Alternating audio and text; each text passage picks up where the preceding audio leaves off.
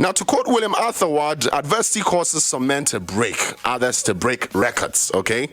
Now, this maxim certainly epitomizes the journey of our guest today on the Y Leaderboard series. Now, he's etched his name into the hearts of Ghanaians and the sporting world with his fist and charisma. Ranked the 31st greatest pound-for-pound boxer of all time, the first African inductee in the International Boxing Hall of Fame, and widely considered the greatest African boxer of all time. Ladies and gentlemen, I introduce you to our guest for today, our inspiration for today, our special individual for today, the one and only Professor Azumah Nelson. Welcome to IFM, sir. It's good to have you around. Thank you. I haven't seen you in a while. I think the first time I saw you was at the conference center. It was one of the sports awards, and it was my first time, my first opportunity actually. I saw you from afar. I'm like, this man is great. Such an opportunity, and it's great to have you here on Ghana's #1 urban music platform. Now, it's an honor to have you with us. Mentioned that earlier. Yesterday, okay, we started the conversation with us. Yesterday marked exactly 24 years since you knocked out JC James Leja. Okay, so I'd like to say congrats once again on winning that bout. But take us back, to 24 years ago. How was preparation for that day? I think, both of us have prepared very well for the fight, but as experience that I have, I know that we're going to win, and we do our normal thing, warming up, and singing, this called Jama. The Jama. Jama songs, morale. Give you the morale and enter it. And then you went inside. You went and do what you're supposed to do. Wow. I remember when I first, heard about the fight between you and, Leja, through my mind, I'm like, yo, this wasn't easy because I watched it. It was a knockout. Thing for you. You just kicked him. Yes, exactly. The referee stopped the fight. He stopped it. Yeah. Did you see beyond the 6th round, or even saw yourself kicking him out earlier before that? Yes, I can take him out earlier if I want to. But all that I have to do is just set him up in the earlier rounds, and then like 2-3 rounds I take him out. Just take him out. Congrats on that. It still feels like it happened yesterday. Now, COVID-19 has stalled a lot of things in our daily lives. It's affected sports, economics, health, and all. We've seen other sports disciplines like soccer, employing virtual soccer with no spectators, and even the entertainment world, is now doing more virtual concerts. As a passionate boxing figure, are there plans to employ virtual boxing for Ghana in anytime soon? I mean, yeah, we're waiting for the president to give us a go ahead, but we have some plans that we wanted to do, but we have to go and tell the people that if they agree that okay, that would be better, like promoting the fight. I'll let my son continue from there. Yeah, so he's basically talking about, we have plans of, just like you mentioned, staging a few bouts, with just the boxers and their trainers, social distancing. But these ones have been discussed. We're in conversation with the president of the Ghana Boxing Authority. We're talking to the coaches, the matchmakers.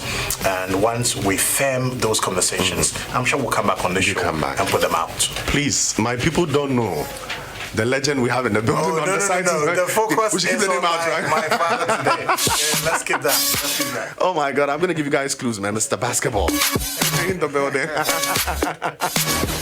Now, let's come back to this. Now, at what point, during your childhood, did you get, do you remember the first time you boxed as a kid? The very first time you... Yes. I was in my mother's family house, and there's a man with a small boy passing, and I saw a small boxing shoes that the man is holding.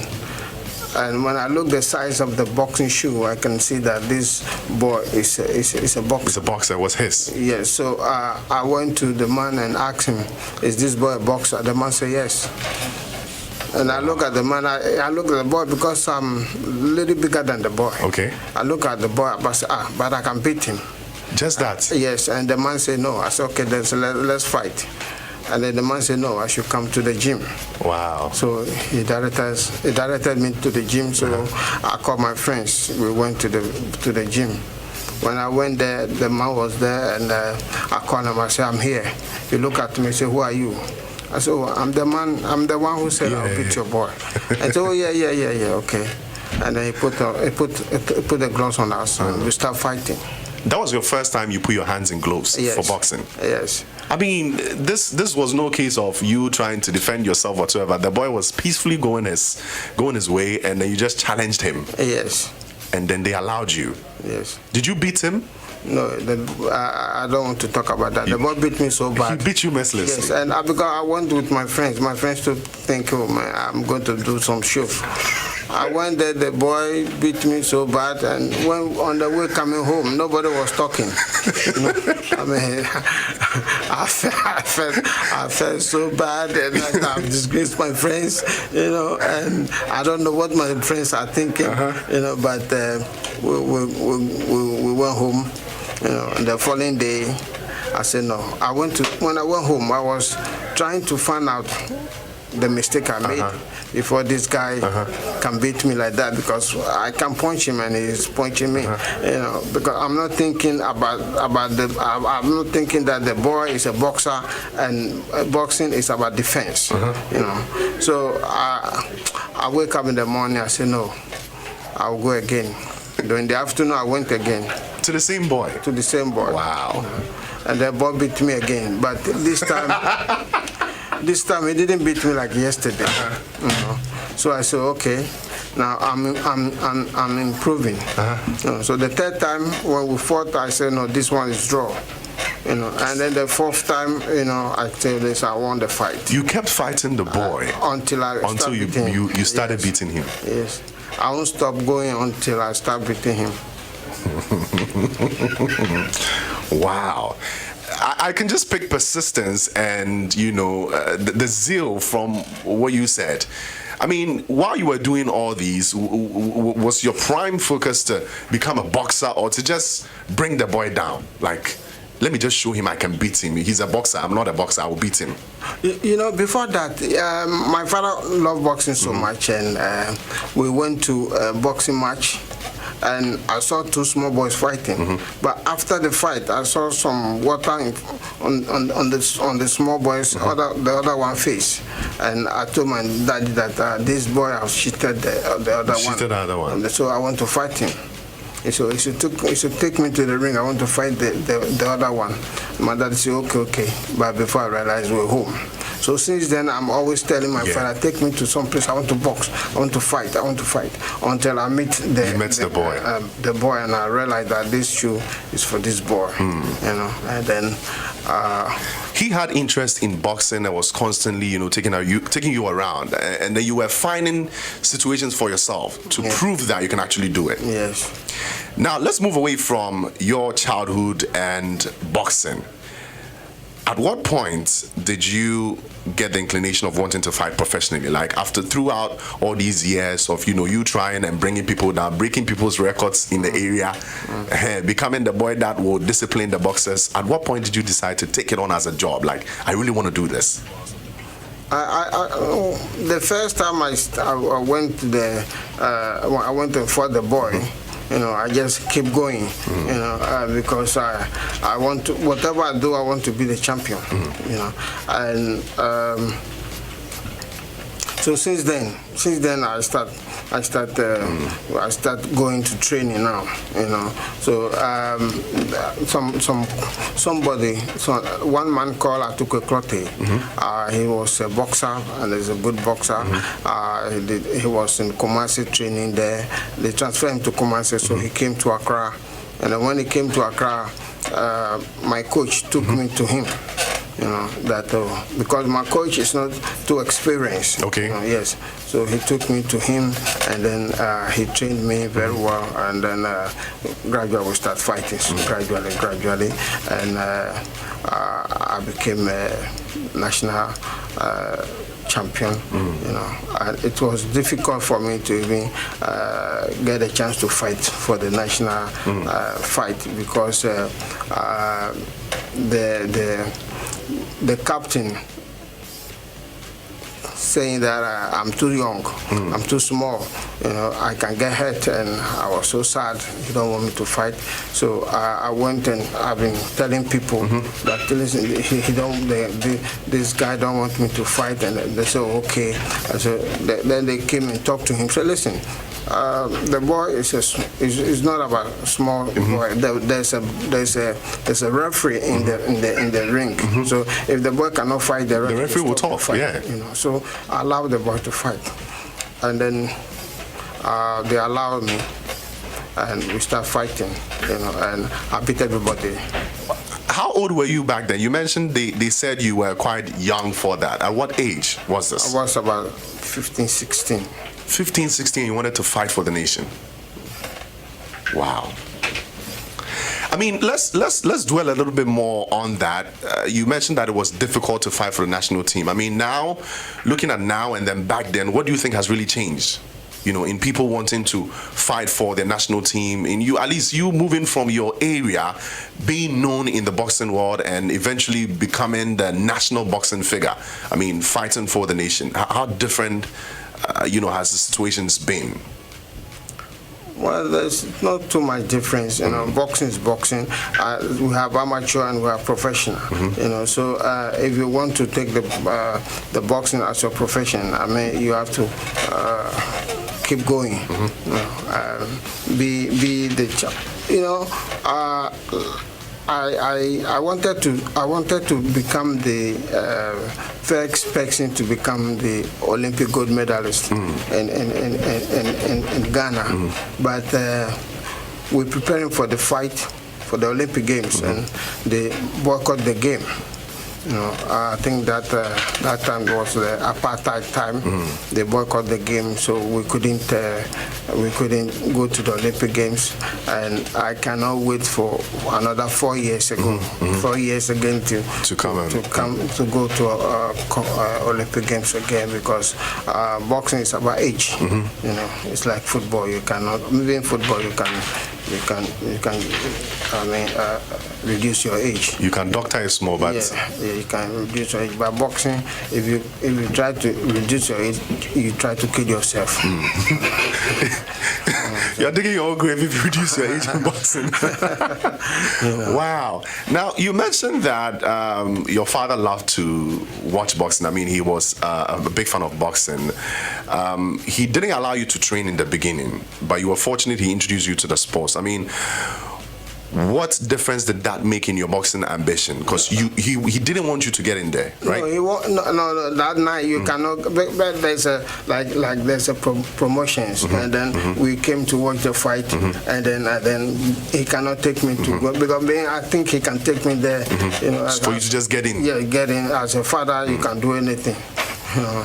So take me there, let me fight. But because my father wanted to be a boxer anyway, and my grandfather didn't allow him to be. So he sometimes and trained. So he loved the boxing already, you know. So when I took to boxing, he was supporting me and everything. You know, put sewing some pants for me, put some names on it: Terrible Terror, Courageous, Azumah Nelson. You know, so it makes me. Giving you morale. Yeah, give him the morale and support, everything. You know, so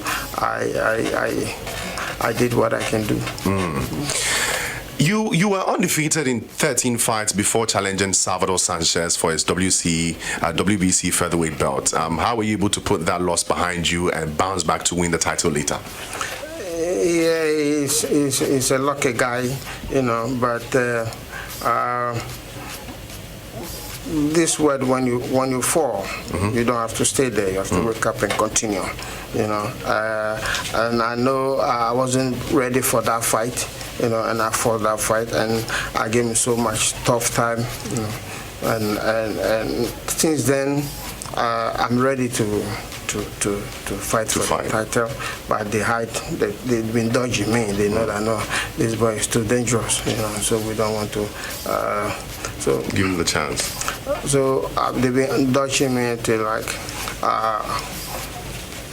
I became the number one, you know, and then it was mandatory defense. You cannot hide and dodge me again. If you dodge, they take the title from you, and they put down with me and somebody to fight, you know. So you definitely have to fight, you know. So I fought, what's the name, Wilfredo Gomez, you know.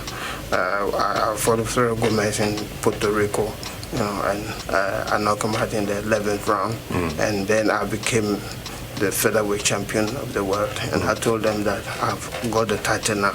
Anyone who said he's a man should come and take it. Wow.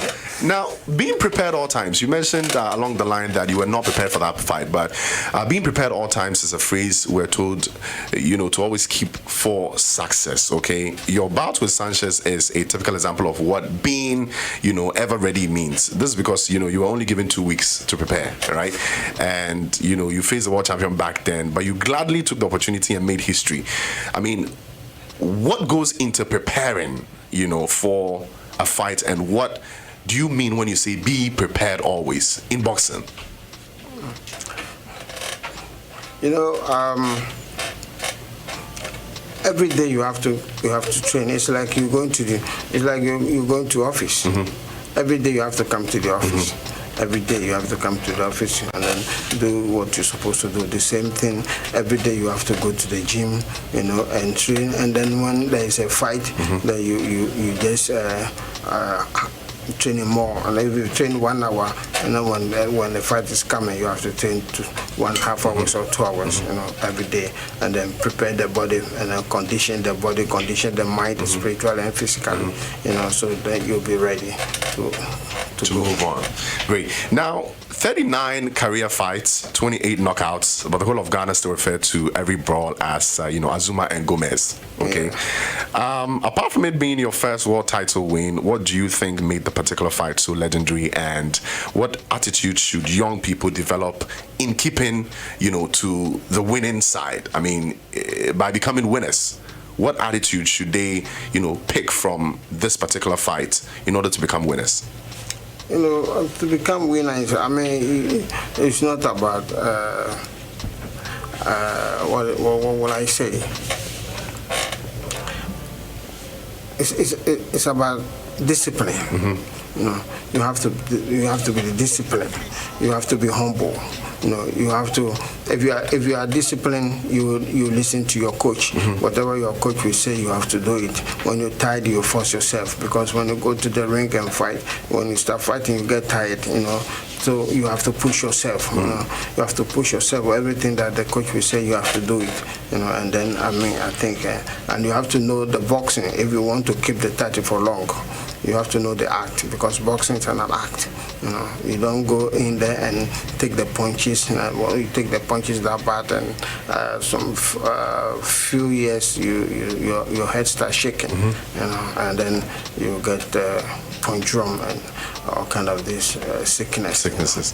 That's one of the things that we have to do when we're talking about keeping shape. You know, make the body firm. You know, so when they hit you, you know, it bounces back. It bounces back. Yeah. Let's talk about number of hours you used to train in a day back then, on an average. No, about 3-4 hours a day. You know, wake up in the morning, you just go to jogging. You know, so from jogging straight to the gym, you start hitting the heavy bag. You know, and then you finish and then go and rest for a while, come back again, and then do the shadow boxing and sparring. You know, and chopping the trees and swimming, and you know, it takes a lot. Yeah, it takes a lot. Wow. It takes a lot. You need to love what you are doing before you can go through. Still on the Gomez fight, apparently before the fight, some ladies visited you in your hotel, claiming they were sent by, you know, him to you. Do you think this was a plot to make you weak before the fight by Gomez? Oh, definitely, it was a plot, and because if you're a man and you see these girls, you also say these girls like angels.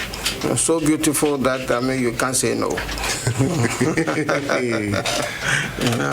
But my bodyguard came. I was inside resting. My bodyguard came to me and said that, do I have? Am I expecting visitors? Yeah, some visitors? And I said no. So he went and told them that no, I'm not expecting them. And they say no, I'm expecting them, So I heard the noise out with them, and then I came out, and I said, what? They said, I said, no. So they left. But it's a little struggle. At that point, you were popular. I mean, you had it all. You were on top of your game. People say every game or every business has its advantages. I mean, why did you turn them down? Was it a part of the discipline you speak about? Yes, you cannot. See, they should, if they want to do something like that, they should wait after the fight. And then Oh my God, I understand it now. So I mean, before the game, as a pro, there are some things you should do without, and that was a part. Yeah. So you did not decline because you didn't want to, but because you were not going to invest that in your fight. No. They know they just coming to take the energy. And then take the energy away, and then left me with nothing. With Gomez. But did they come back after you beat Gomez? That's why I'm saying that they should wait. But after the fight, I couldn't find them nowhere. Oh my God, I love the conversation already, guys. We have Professor Azumah Nelson in the building. Why Leaderboard series 0202222073 gets you in via WhatsApp, on Twitter, Instagram, Facebook. The hashtag is Why Leaderboard series. And shouts going out to all our viewers on our Facebook. We're live on Y1079 FM Ghana. We're live on our Instagram as well, Y1079 FM Ghana. Let's move back to the Prof. At 23, you were world champion. How did you manage your finances back then? I mean, a lot of money was coming in. Were you handling it yourself? Was somebody in charge of your finances? No, really. I was managing myself. Wow. But how are you combining that? Because you had to keep one eye on the money and then another eye on the bout. No, I'm not too much about money. Money. I understand a lot of things in this world. Helping people is something that give me joy. So I always want to have money and give to share. So money is not something too much. It wasn't too heavy for you. Yeah. But was the money really coming in back then? Give us a fair idea. Was it heavy? Oh, I mean, if you can. Even right now, if you can fight right now and take even $1 million, it's money. It's heavy. So it's heavy. So. You mentioned one bit of, your daily activities. I mean, helping people and that. Apart from your children, you're also involved in the lives with a lot of young prospective boxers. How do you balance family life and all the other engagements? I mean, handling the kids, people who want to get into boxing, consultancy, family. How do you do it? Well, I don't know how I did it, but I did it. There's no formula to it, but you did it. Yeah. Yes, wow. I did it. But did the lives of your children, come in the way of your boxing at any point? Let's say you're supposed to go train, but baby wants something else. I mean, were there situations like that? No, but there's the mother is their mother there, and some people who are helping, helpers are there, so, and I train in the house, so if my child want to be with me, he can stay. He's in the gym. He can sit in the gym looking at his father training. So it's not that difficult. It's not that difficult for you. One of your children has taken up the sports. I mean, he's a boxer too. What encouragement would you give to the youth to take up boxing as a career? Well, he knows that, I mean, boxing will make him famous, boxing will make him rich, boxing will make him, let people know him, you know, and boxing will make him relax. To the people out there as well, I mean, there are young. I have friends who live in Teshi and Bukum who are focused on boxing. I mean, what advice would you give them? Is this something they should do? Is this something that you would advise, you know, a huge chunk of the youths to get into? You know, sometimes these boys, a lot of them, they want to become boxers. But sometimes when they go to training, when they come back, what to eat is difficult. You know, so they couldn't continue.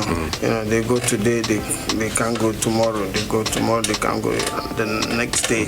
You know, and boxing is like, it's like a huge job.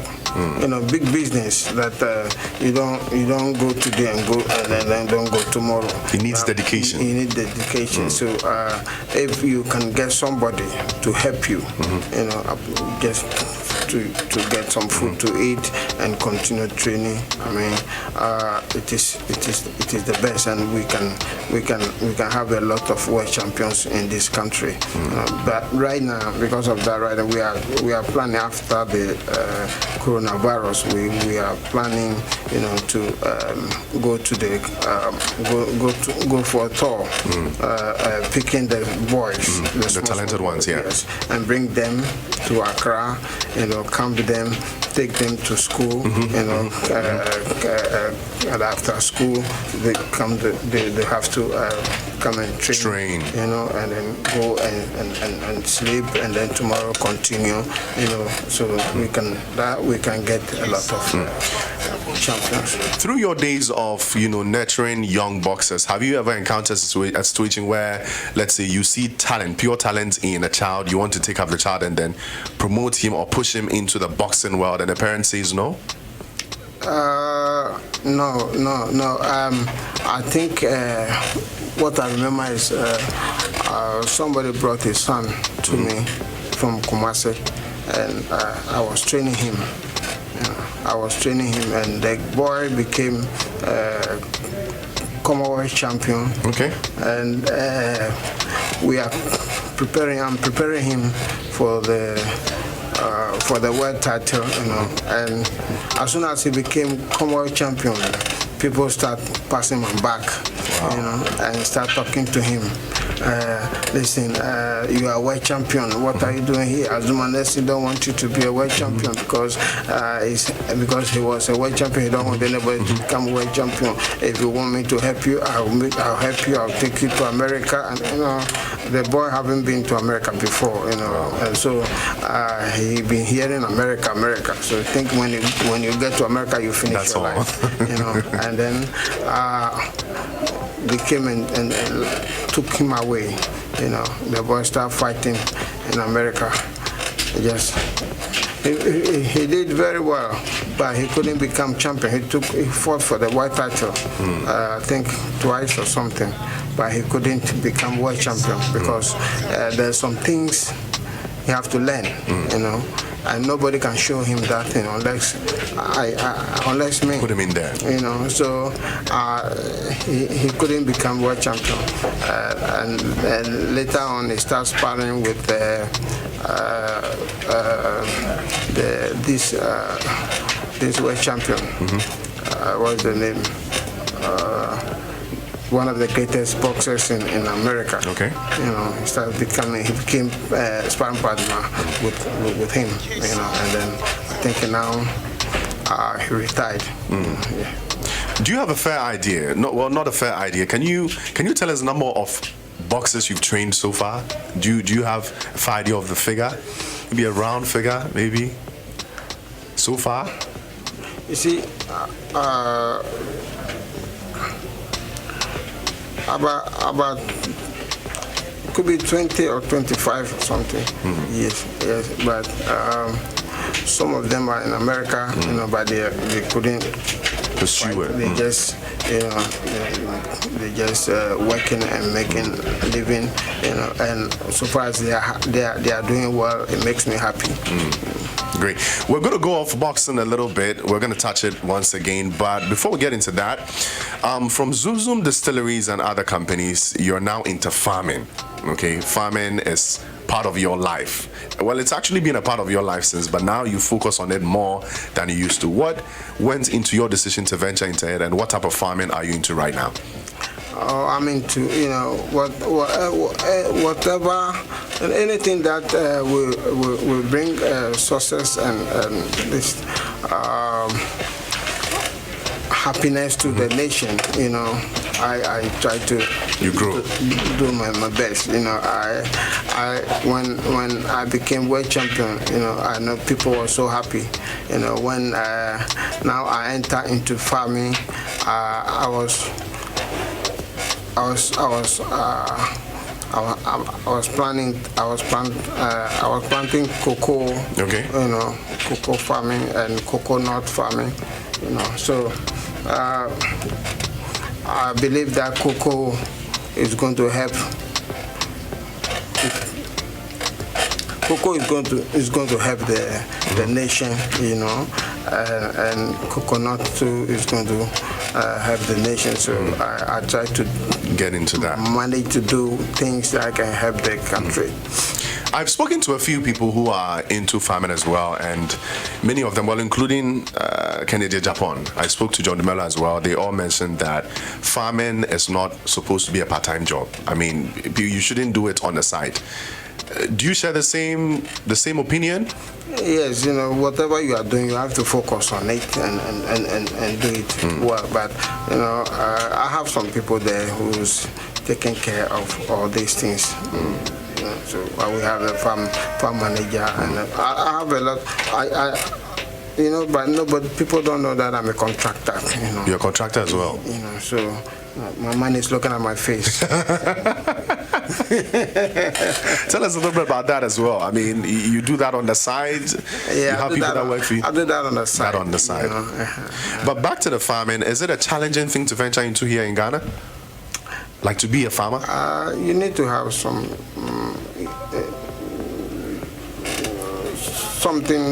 you can start with. Capital? Yes, something you can start with, and when you start, I mean, I think it's not bad. Farming is not bad business, so far as you know what you are doing. Now, okay, so there's a bit of our show I want you to listen to, okay? We had an interview about 3 weeks ago, and the person that came on, I'm trying not to mention his name, but the person mentioned something with regards to his past and attributed one bit of his success to you and your manager back then. Let's take a brief moment and listen to this voice bit. After that, we'll continue the conversation. Azumah came to fight. Azumah came to fight. There was a shop, a liquor store on 114 and Legnos Avenue.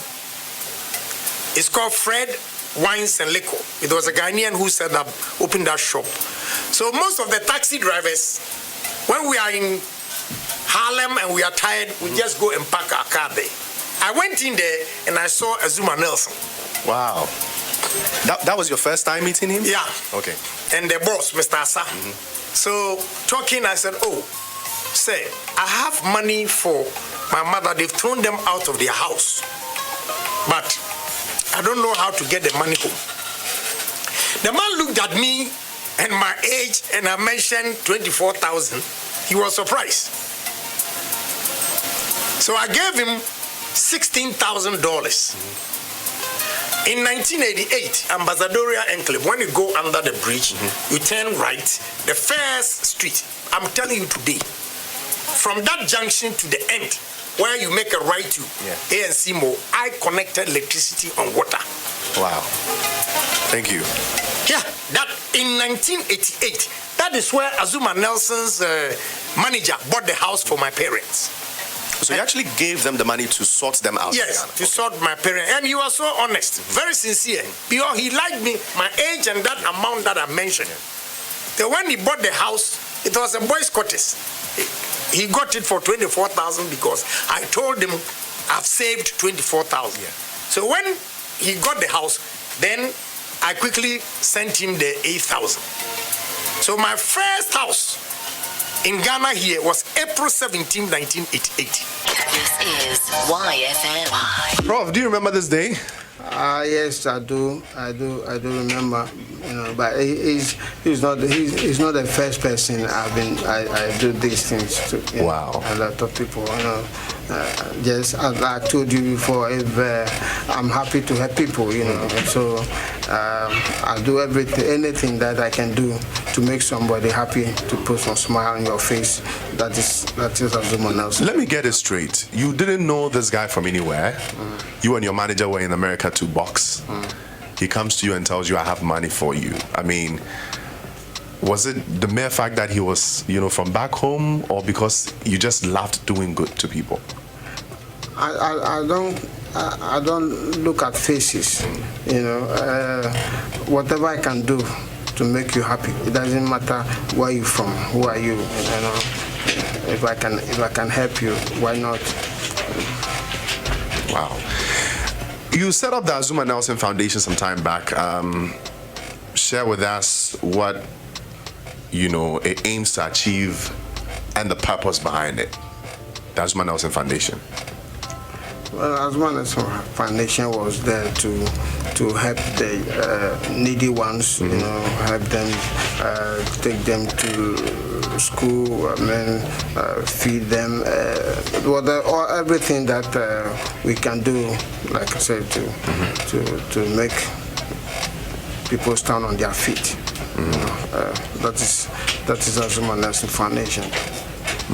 Now, that is the CSR, I mean, the corporate social responsibility bit of your business. I mean, aside the unofficial ones that you've done in the past for people, this is one of like the main things that you do to help people. Do you get support from anywhere? How do you raise funds to venture into all these, you know, corporate social responsibility, all these things that you're doing, these charitable things that you're doing? Sometimes, because I remember we built a school at Anum Pampam, what do you call it? What's the name of the place? Anum Pampam. Anum Pampam, yeah. He's never gotten the pronunciation right. Enuma Papem. Enuma Papem. Yes, it's in the eastern region. Like after Suhum. Enuma Papem. Papem, yes. It's in the eastern region. So after Suhum, you make your left. Okay. And then, so you're from Accra, and you get to Suhum. You make your left. You make your left, and about 25 minutes drive from that side. I want Prof to take the word again. What's the name of the place again, Prof? It's Enuma Pampam. Enuma Pampam. Yes. We got it right? Wow. So what are some of the things that you're doing there? You know, for the society, the community there. Sorry. You know, there was a school there, and the school almost collapsed on the children, you know. So I think somebody told us. Then we went and see, and immediately we start building. We bought a land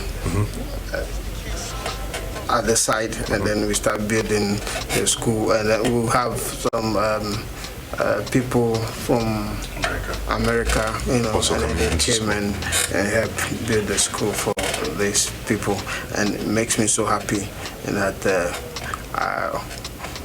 I can. You started that. You can also help in your own way. What role has, you know, friends played in your success, and what advice would you give to the youth about friendship and friends? Now for some. You know, friends are friends.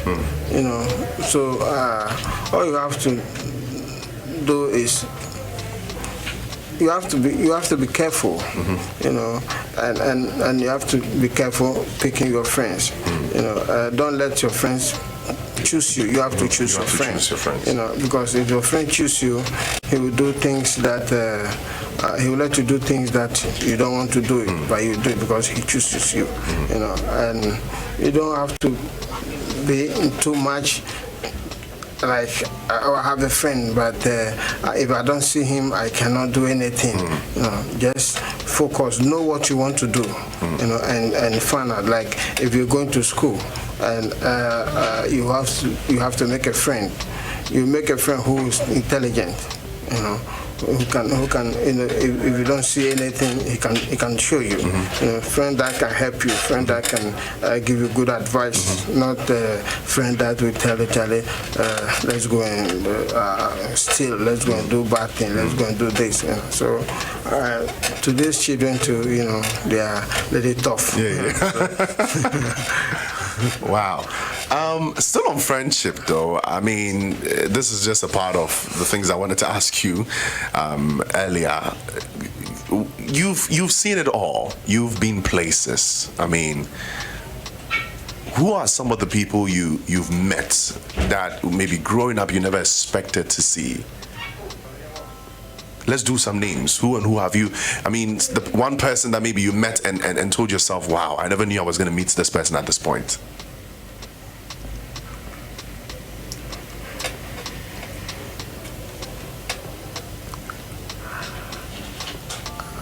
To be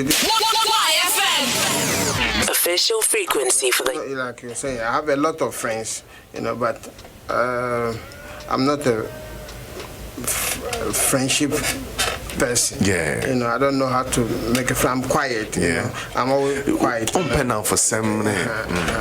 I'm quiet. You know, just sit down, sit back, and observe, and for some time.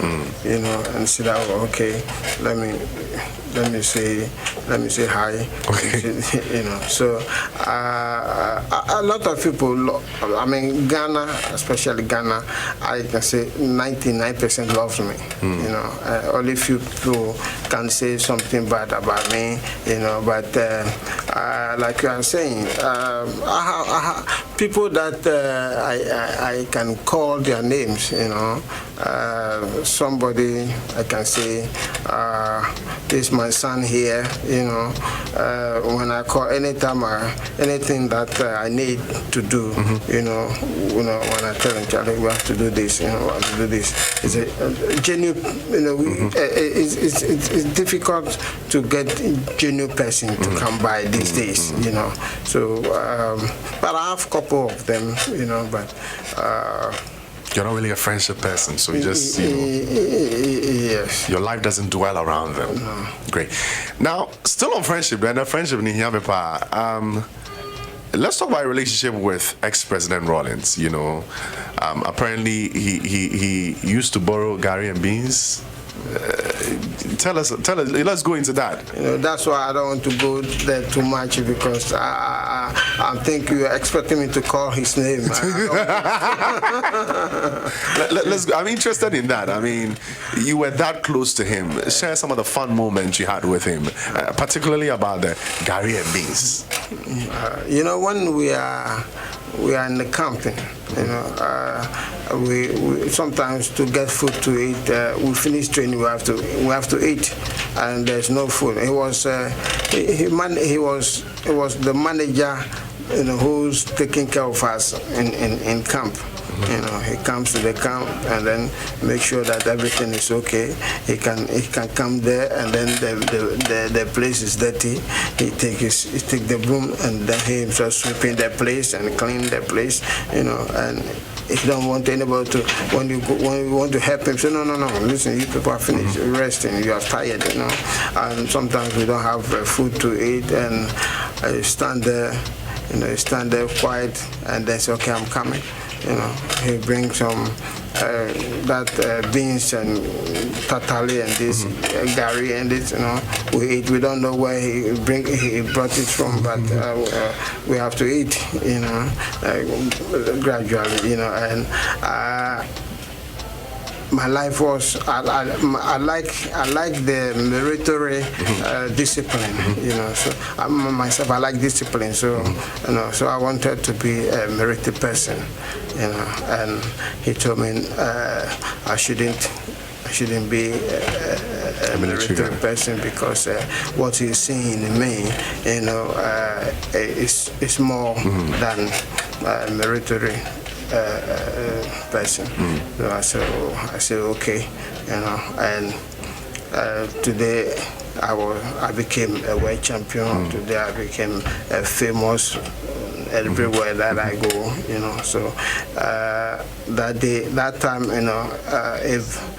if I knew I can say that he's a prophet, maybe a prophet in my life, So I love him so much, and he knows that I love him so much, and I always, anywhere I go, I like to say thank you. And when I'm praying, anytime I pray, I remember him and his family in my prayers. That God should bless him and give him whatever he wants, make him happy till his time comes and God calls him. All right.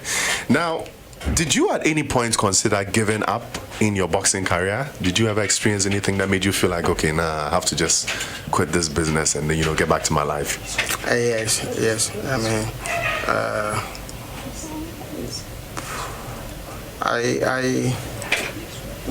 it got to a place. It got to a time that I can see that my reflexes are going down. If your reflexes start going down, you have to start thinking, about retirement. So I fought one guy, I think 5 times or something. That was Jesse James. Yes, Jesse James Leha. And I was so lucky that he was the easiest boxer that I fought in my life. So if I fought him 5 times, and if I can see that the reflexes is gone, so I have to retire. So I just retired. Now, you used to talk about taking your own judge into the ring, which happens to be your knockout fist. I mean, for any young person out there trying to break through in life, what kind of judge should they take into their endeavors? No, but I have my own judges, your fist. Because there's a judge in the ring who judges the fight, and who knows? You can't tell. Maybe this judge, there's some things he cannot see it well, and some things too he can. If you don't take care, when you hit 1 or 2, he can give it to the other one that your opponent who punched 2 times. Before they finish their fight, they say you lose. So when you take your own judge, which is my hands, I say no, I have to go and knock this guy out, so that even if you have a baby and you ask the baby who's the loser, I will tell you the one who's in down, the one in down is. My God. I think I have a perfect answer. It's fine. Prof, I want to take 2 questions from our viewers, of course, our listeners as well. Guys, if you have a question for Professor Azumah Nelson, kindly send it via WhatsApp 020222207. You can also get at us on our Twitter at Y1079FM with the hashtag Wiley the Board Series. The first one in here says, as a legendary boxer, what do you make of DK Poison's settlement with the country, and how no government seems to be ready to pay him his money? It's coming in from Kobe Che. This money is 40,000. 75,000 or something. I don't think it's too much money for the government to help to give him that money. But I don't know. It's very sad. It's very sad. I mean, giving yourself to the country, die for the country, and it got to a place like this. And then, I mean, even if DK Poison don't have anything with the government, I mean, the government have to make sure every month they put him on air. Yeah, every month they give him something small. It will encourage even the young ones that are coming. That, I mean, they should do something for the nation. So, but sometimes I don't want to talk too much about these things, because people sometimes, maybe these big people, some of them they don't understand where I'm coming from, and they take it different way, and then, but I'm doing my own plans to see what you can do. I can do for DK Poison. Okay. All right. Second question I have here is from Twitter. Says, are boxers of today living up to your expectation? I think I have another one in here from Manasseh Kwafo on Facebook. Says, Prof, in your own opinion, what do you think Ghana boxing is not doing right now and should be looked at? So 2 questions in one. There's time for everything. I mean, sometimes, this word, you go down and you come up, so it's like this time boxing is down, but we're back again. So you should pray for boxing if it's a boxing fan. You talk about God always in your interviews. I mean, what role did God play in your career? We understand some fights were revealed to you even before the day. Tell us a little bit about that, the role of God in your career.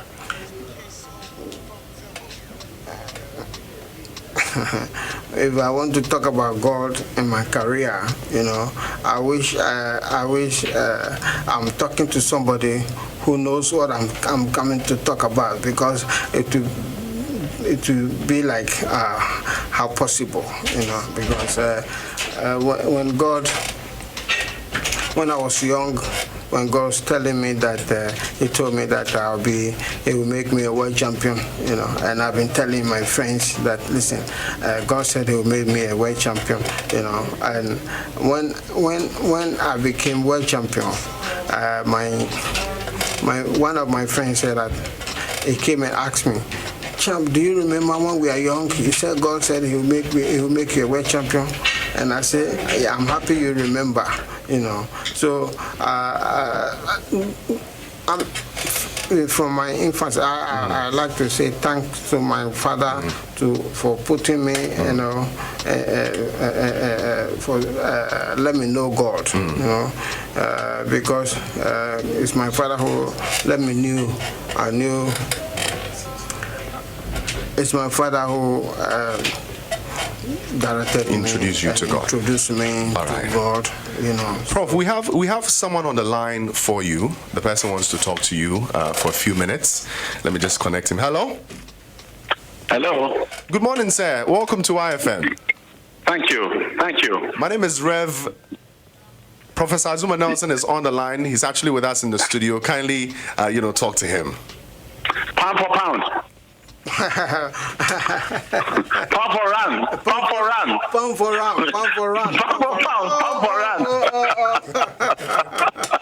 Hey, boss. Boss, you are the boss. Pound for pound. Pound for run. Yes. Pound for run. You've had a fantastic career. You've been a source of inspiration to, in fact, even all of us, because you never give up, and I know good people never give up. So may you continue to inspire the youth, to inspire. In fact, as I said, there is no age limit here, and to continue to inspire all of us. You've been a wonderful tower of strength. You've been a fantastic and a loyal friend, and keep moving and keep pounding. Pound for pound, pound for run, brother. Pound for run. We love you too much. We love you too much. God bless you. Thank you so much, sir, for taking time off your busy schedule to talk to us. Ladies ladies and gentlemen, that was Mr. Sam Jonah on the line. I heard you guys go way back. Way back, you know, way back, you know. That's some of the people, you know. Sometimes I don't want to mention them. You know, somebody will say, "Oh, you're being too low." Wow. But, you know, I'm always there for, you know.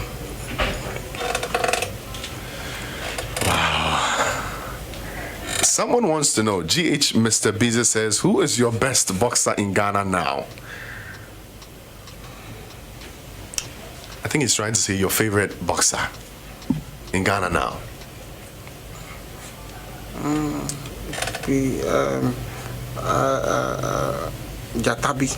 Jatabi. Okay. You see yourself in him? Yeah, he's a strong boy, and I'm determined. You know, he has determined that he will be a world champion. You know, and when he enter into the ring, I mean, you know, so if we can get the right, if we can pass the right places, you know, do the right things, he can be a champion. Prof, when you're not talking about boxing, when you're not handling your farming business, your home, what else do you do for fun? What on the side do you do for fun?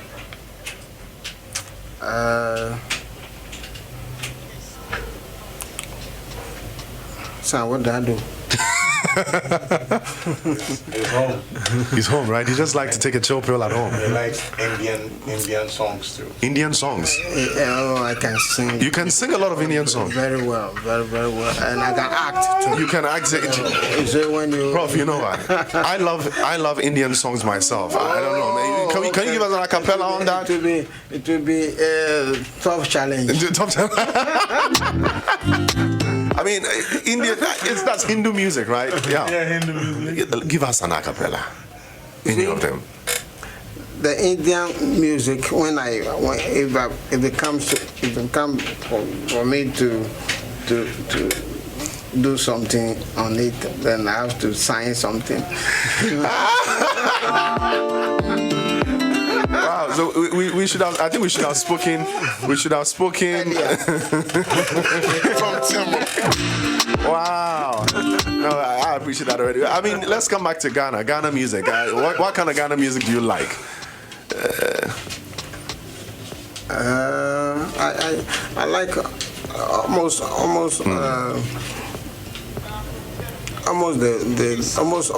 the songs. All the songs, you know. Okay. Ganj, do you have anything nice for Prof we can play? Something that he might like? The gospel, local gospel. Yeah. Yes, we're gonna get. There's one particular song I heard he really loves. Which one? We'll play it. Oh, okay. We'll play it now he listens. But once again, I'd like to say thank you to Sir Sam Jonah for taking time off his busy schedule to talk to us. And I'm going to give the chance to our listeners to call in as well. I think today we have a lot of time on our shoulder. 0202222073. I'm going to accept just 2 callers, to call in and have a chit chat with Prof. Azumah Nelson. Don't forget, we're live on our Facebook, Y1079 FM. All right, let's get into this song, one of Prof's favorites. All right, and then after that, we'll talk about it. I think there's an issue, between. All right. I personally love this song as well. I think it's one of the biggest songs from last year. Pesenyako and Obinyaneme. Yes. I mean, if you were to get back into boxing now, would you consider this song as your entry song? Because I remember back then you used to enter with gospel music. Yes. Assembly back. Some matter they come. Wow. We'll try and bring that one too on in a bit. But before we get into that, let's talk about your relationship with Mike Tyson and what you think about, he getting back into the ring. How long have you known him? Just some few years ago. I knew Mike Tyson a long time, a very long time. I knew Mike Tyson, and he's my friend, and sometimes when we finish training, And we come in, he put his hand on my shoulder, and I take the hand and I throw it away. That, listen, your hand is too heavy, don't put it on my shoulder. And he will tell me that, listen, if I'm your weight, I will never fight you.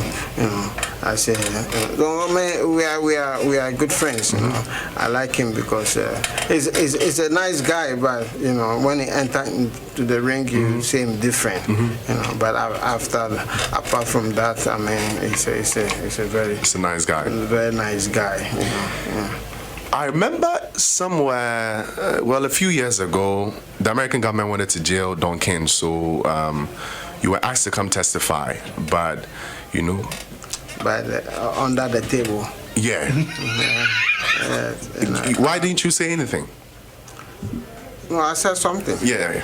I said something because they flew me from here. They flew me from here to America to go and testify. And I went. And Don King have spoke to me that I'm the last person remain. They want to hear from me, and then they put him in jail. And I said, don't worry. We Africans sometimes they think we are foolish. I said, okay, don't worry. So when we went to the we went to the meeting, and I was sitting down, and they asked me how much did Don King give you under the table.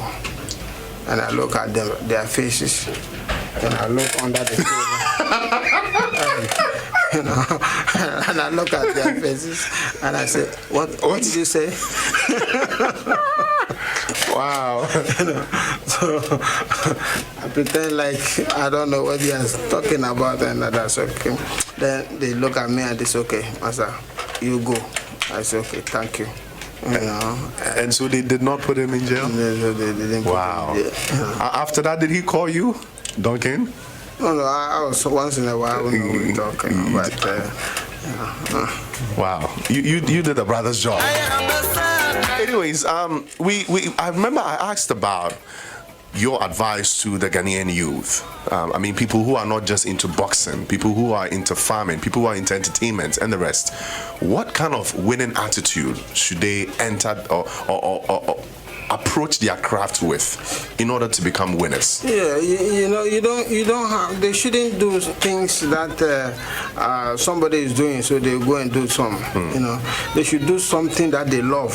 And when you love something, you are doing it. Sometimes you won't even feel when you're tired. You won't feel even tired. You keep going. So if they can do what they want to do, right now, like to get job. A lot of our children have finished school, and they couldn't get job to do. So whatever you give them to do, they'll take it because they don't have anything to do. So they'll go there and they'll take the job and go and sit down and start sleeping. Do different things. Because they are there, they are not happy. So they should do things that they love. But I don't blame them because they have to get the choice to choose. But the choice is not there. So all I'm telling them that they should give themselves to God. They should give themselves to God. God will make a way for them. It's only God who makes way for you where there's no way. But I don't know how this our people believe God. But God was my everything. When they're praying the song, and then they said that if it's not you, God, where I will be by this time. And I know that if it's not God by this time, I don't know. By this time, I'm not in this world already. But because of God, I'm here and I'm kicking and I'm doing very well, and God is still coming to make me bigger than the world champion. You know, so, and it is wonderful to know the God that I'm talking about. You know, you can't talk to that God that I'm talking about. You can't talk about him too much. You know, if I start talking about God, I'll crash right down. Wow. My voice starts changing. Yeah. So. Prof, let's be very blunt on this. Is there juju in boxing? Oh yes. Wow. Juju there's juju in everything. Everything there's juju. You know, because I've got a lot of experience in it. You know, like I was going to fight somebody and I have a problem with my stomach. You know, my stomach was paining me. If I touch my stomach, I can't even. The pain is too much. It was too much for me, and I was crying like a baby. And at that time, I was getting ready to enter to the ring. You know, and I was praying. You know, I told my people in the dressing room that everyone should go out. And they went out, and I prayed, and then finished. And they came, and I said, "Okay, we are ready to go." You know, and we start fighting. I was thinking, I was very, very careful about my stomach because I don't want the guy to hit my stomach. So I was very careful, and then.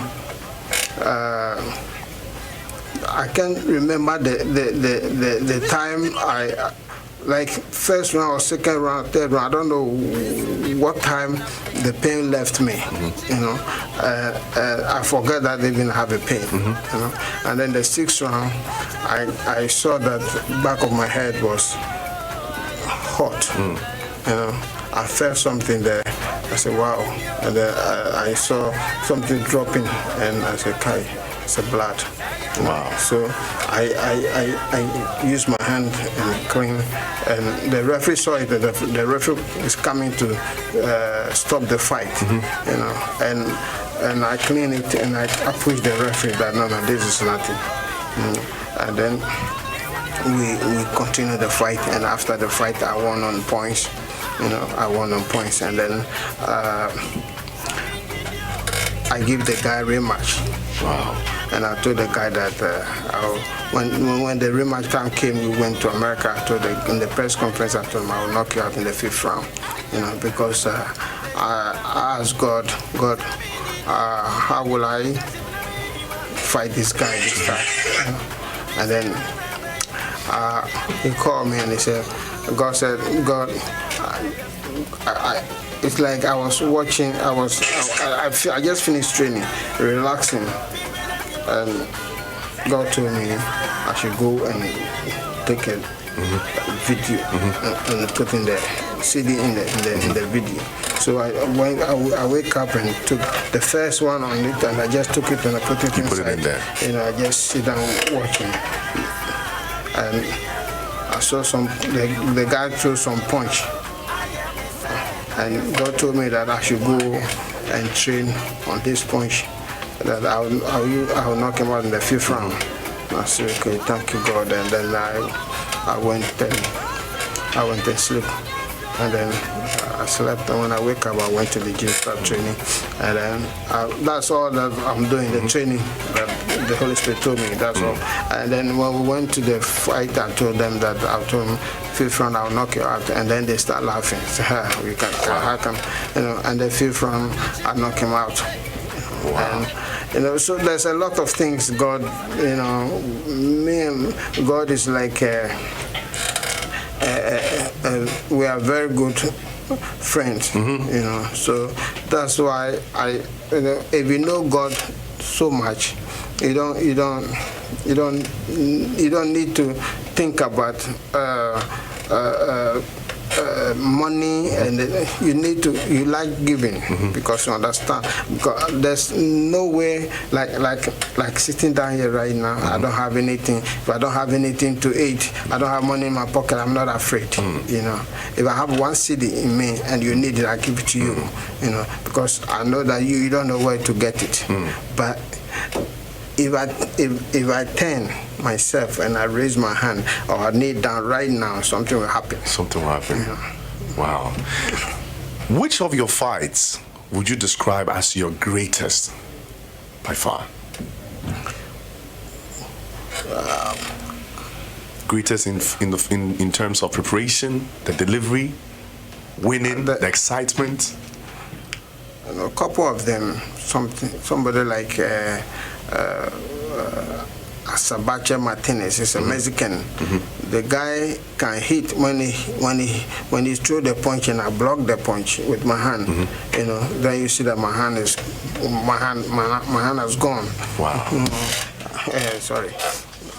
Then I can feel the pain in my hand, and then I start thinking, hey, so if this punch hit my jaw, you know, then this guy will knock me out dead.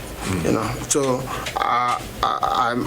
we fought twice. The first fight was I won on points, and then the second fight I knocked him out in the 12 rounds. He's very, very tough guy, you know, and everybody knows. All the Mexicans thought this guy can beat me, you know, but I beat him twice, you know, and the one both. What was the name? That Australian guy, Jeff Fenech. You know, Jeff Fenech is a tough guy, you know, and one with Vilazana. You see the guy very slim. Yeah. You punching him, he's coming. You know, you are hitting him, he's coming. It doesn't matter how hard you hit him. The guy is coming. You don't know where the punch is going. You know. So there's a couple. This guy too, Juan Laporte. You know, he's very hard guy, very hard guy. You know, he can knock him out, but he made a mistake. You know, he punched. I wasn't too much. I wasn't ready for that fight too much, but he can hit. You know, he can hit. He can even knock me out in that fight. But he made a mistake. He punched me and I went down. He knocked me down, and when he hit me, you know, my leg was gone. You know, and he didn't. He have to take time.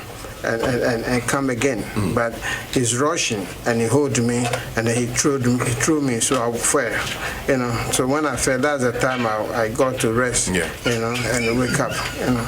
If not that, man, he would have knocked me out. Wow. Final two questions. I mean, final ones, and then we move on. So you knocked out Pat Cowdell in the first round in London, and before that, throughout the promo, all the meetings you had, the press meetings that you had, you told fans, you specifically told them to come early. Very early. Very early. Why were you so sure about the victory in that match? I mean, telling them to come very early and then you knock him out in the first round. Did you know something anybody didn't know? Yes, you know, I know I'll knock him out in the I don't know that I know I'll knock him out, but not in the first round, you know, because the guy is really tall, you know, he's really taller. So I know he's going to move away. He's going to move away from me, you know, because he knows that I can hit, I can punch, you know. But as soon as the bell go on, it just came straight to me. So when it came straight to me, and I said, no. I'm saying my mind, I said, no, this guy, you are making a mistake. You can't fight me like that, you know. So in between talking to myself that no, this guy is making a mistake, and he's just throwing jab, and I bop and I threw the uppercut, boom. We finished the fight. That was first round. Because I told the people that the people to come early, you know, and then some people are paying the money, some people are paid, they enter, some people are paying and then they are coming, and then they said they couldn't even sit down, and then they said they finished the fight, you know. They wanted to beat us there, it was very tough because security to guard us and that we can run away. I fought two of them. I fought one guy. What's the name? I knocked him out in the 12 rounds. They just managing him. They want him to finish the 12 rounds, and then they say, he won. So no, I'm your home, and then how can I finish the 12 rounds? Well, how can he finish the 12 rounds with me and win the fight? And I know already that if the fight went to the distance, I cannot win. And when the fight was going, in the 8th round, 9th, 10th round, 11th round, I was telling the referee to stop the fight because the guy is tired. And the referee too. That's why I told you that I like to go with my own referees. Your own judge. The guy was tired, and by his forcing, just want to finish. And then the last minute, I've been telling the referee, stop the fight. The guy is tired, stop the fight. And then I hit the guy with one punch, boom, and he fell. And then. He was down for a while, and then he rested. He couldn't wake up again. Wow! After the Cowdell fight, you made a statement that till today, people describe you with that. After the fight, you said, "I'm too bad, baby."